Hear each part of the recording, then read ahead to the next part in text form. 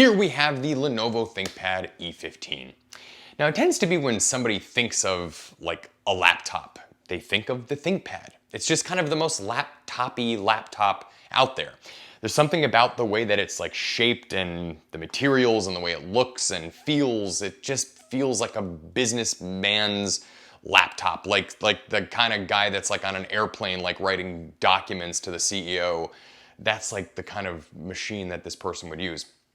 The ThinkPad dates back several decades and has maintained overall the same aesthetic and design theories that it has from several decades ago. And well, what we want to find out today is if this Lenovo ThinkPad E15 is any good, if it respects the ThinkPad lineup, well, and if you should buy one yourself.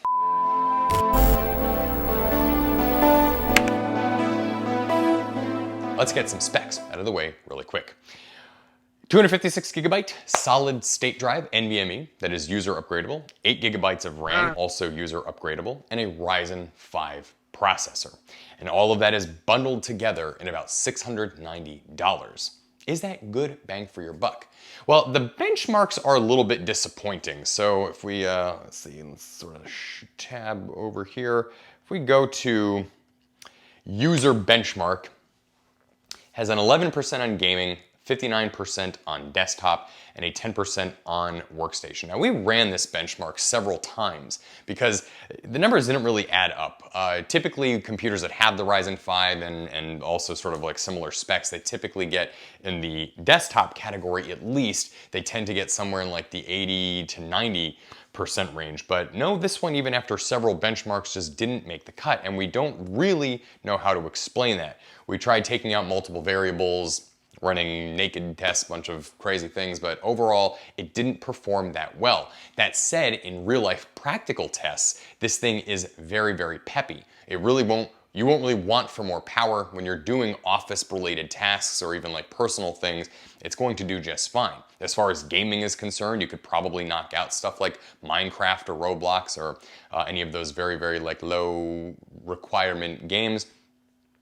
But nevertheless, at $690, is that a good price? And we actually still kind of think that it is. So specs, we're gonna go ahead and give a 7 out of 10. LCD screen, 15.6 inch, non-touch, full high definition, 330 nit brightness, and it is matte. Now, there's no HDR support on this thing. It is basically a frivolous screen. The only thing that it does is shows you what is on display. It is IPS, so it has very good viewing angles. It's colorful enough. The whites are fairly white and unadulterated. The blacks are fairly dark with not that much backlight bleed. They could do to get a little bit darker, but overall the panel is respectable. If you are sitting outside on a college campus underneath the bright sun, it will do just fine. Overhead lighting in an office, by a window, you will have no issues using this display. As a result, we give this the display on the ThinkPad E15 a 7 out of 10. Now the keyboard. Black keycaps, which we love. They just have a very good tactile feel, like typing on this thing just feels good and I don't know how else to put it. It just, like you want to type on it because it just feels so nice. The keys have these kind of weird like little rounded bottoms on it, which I don't think really adds anything of value, but nevertheless does make for a good typing experience. And the keys are just sort of all naturally placed. They just all feel like they're in a good position for your fingers to reach. One thing we noticed is that the nipple, the Lenovo nipple, gets in the way. All ThinkPad computers still come with the old school Lenovo nipple, which we'll get to in the Trackpad section of this video, but we found that sometimes you will accidentally hit the nipple when you want to hit either the G, the H, or the B, which, you know, okay, fine, you'll just kind of probably learn to get used to it. But you do have a full-size numpad on the right side, which is going to be great for those doing data entry, like accountants, Excel spreadsheets, that kind of thing. So overall, we're going to go ahead and give this the keyboard a 7 out of 10. How could they improve the keyboard, which we are basically saying is fantastic? Well, we'd probably recommend getting rid of the nipple because it's kind of like you really don't need that anymore these days. And adding a backlight would have been nice as well. And then something about the tactileness and the firmness of it. We found that we weren't that fast with typing on it, but it was still a very comfortable, good typing experience. So I don't know, hard to explain. 7 out of 10, that's what it's gonna get. Trackpad. Trackpad gets an 8 out of 10. It doesn't ghost. The cursor goes exactly where you want to. It is precise. It is multi-touch. It has the buttons at the top of it, which Lenovo is keeping around for some reason. And then of course you have then the tracking nipple. So why does Lenovo still put the tracking nipple on the computers when you've got such an excellent trackpad? Now the trackpad could, by the way, could do to be a little bit bigger, but obviously, you know, they're trying to kind of save space and then also add the buttons. I'm not sure. We rate the trackpad an 8 out of 10 because it is so precise and so good, but it could do to be a little bit bigger. A lot of people on here like the nipple. We have found that a lot of ThinkPad users still want it on there. They just don't like trackpads, so they like being able to use the little knob to navigate around. And, well, that's okay. If you want it, it's there. And if you don't, well, too bad. We have found that reliability-wise with those nipples, they do, after several years, they tend to go bad, and it will cause the mouse to sort of glide across the screen even when you're not using it. So we sort of feel like Lenovo should probably do away with it, but hey, to each their own. Speakers on this thing, they are loud. They don't really distort. They have pretty crisp highs and mids, and the lows are, you know, a little bit muddied, but they are okay. Overall, we give these speakers a 7 out of 10. We think that you could listen to a podcast on this with no problems whatsoever. You could probably listen to music in a pinch if you needed to. And if you were really, really strapped that you can't buy external speakers, you could probably watch a movie. They get loud enough where you could probably watch a movie on this thing with some friends and everybody could hear the audio okay.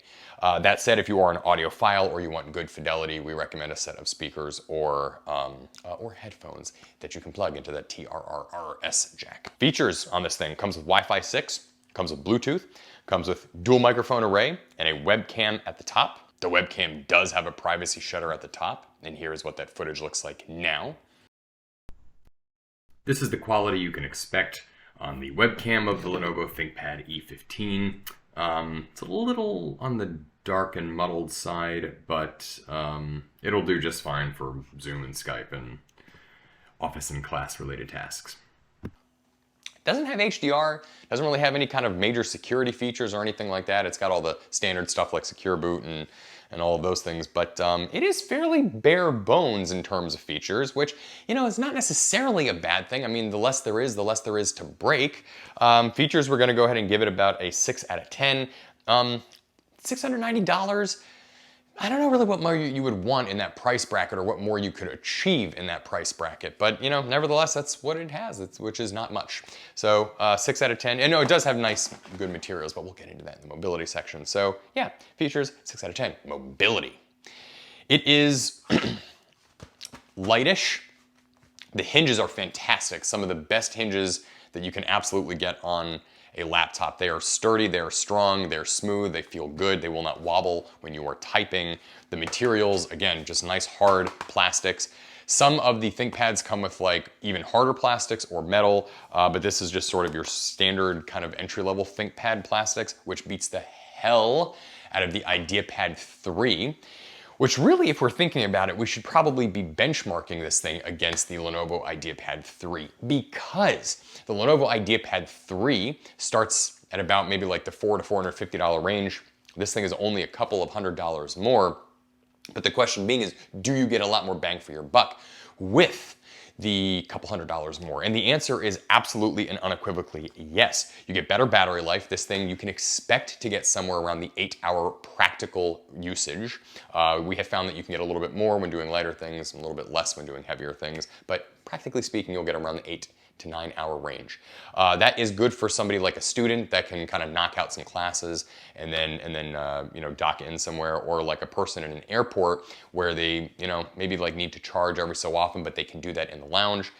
It does have USB-C charging, so there's good compatibility with chargers. So overall, mobility is fantastic because this thing is going to be able to take a beating for years and years and years and years, and I think be just a really good, loyal, beating laptop companion. Some other little nice design cues that stem back from the days of yore is that the ThinkPad logo on the lid is a nice raised metal embossed ThinkPad logo, and the dot above the eye has a red dot indicating that it is turned on. And then on the bottom right side where your palm goes, you've got the ThinkPad logo there as well. And They're adding the little like metal Lenovo badge there. I don't know if you can see that little Lenovo badge there on the corner of the display too. So all of that is just some sort of like nice design cues from the original ThinkPads, which I really enjoy. And it's got little rubber feet at the bottom. There are no speaker grills on the palm area, but the speakers are all air at the bottom of the laptop too. We rate the mobility a 7 out of 10. You know, maybe could have done to be a little bit of a thinner profile. The screen is like a little bit on the thick side, and for really no other reason other than they got lazy in the design, because it's the same IPS panel that they put in some of their other machines, and yet they are able to put a thinner display on, or thinner lid for the display on those. We love that it goes completely flat. You really may not ever need that, but nevertheless, for those that are curious, it goes completely flat. And again, you cannot write on it, so just don't even think about it. But, I mean, I don't know. Mobility, yeah, mobility even might get an 8 out of 10. It's, you know, the thing is it's a 15.6-inch computer, so it's only gonna get so thin and light. And of course, they want people to buy the Yoga, you know, if they really want something thin and light, but you know, it's just good. It's a good machine, it's a good laptop. It feels like something you'd wanna put in your lap and laptop with it. I/O. On this side, you've got a conventional USB port, which, come on, they could have, Lenovo, you could have put another USB super speed. You've got a talking Ethernet jack here. So, you know, when you're bored and lonely, you can talk to your Ethernet port. And then Kensington lock, because everybody uses Kensington lock. On this side, you have a TRRS jack. You've got a full-size HDMI. You've got a USB super speed port where you can charge devices on. And then you also have USB super speed port, which is where you plug it in because it doesn't run on solar energy. But you can also dock it and use it as a monitor port that has the throughput power. So basically you can have a monitor that powers the laptop as well. And you can also use it for data too, which is pretty nice. It is a somewhat throttled USB-C port, but it does the job for like 95% of people. You are not gonna wanna use it for like, you know, editing raw 4K videos on an external drive. But then again, this laptop really can't do that anyway. So, no harm, no foul, I suppose. I/O is gonna go ahead and get an 8 out of 10. Where could they have done a little bit better? They probably could have put a camera card reader on here, and they also could have added a second USB super speed port. But overall, I/O certainly beats the pants off of the IdeaPad 3s, and it is just going to be a good computer for, like, let's say, who is it for? We think that this computer is going to be for students needing just something kind of like nice and basic but good enough and robust enough to last a while. We think that it's going to be good for people in an office, accountants, Excel users, stuff like that. Travelers, yeah, you might want to look for something a little bit thinner and lighter. But if you know you're looking for something in the $690 bracket, you know, again, much better off with this than the IdeaPad 3. And podcasters, somebody doing like mobile audio editing. Or if you've got like a little audio studio and you want to plug a switch or a hub, switch or something into it, like to use like for microphones or a switch. Editing, you can probably do some 1080p, but I probably wouldn't do anything much more than that. It's really not for gamers.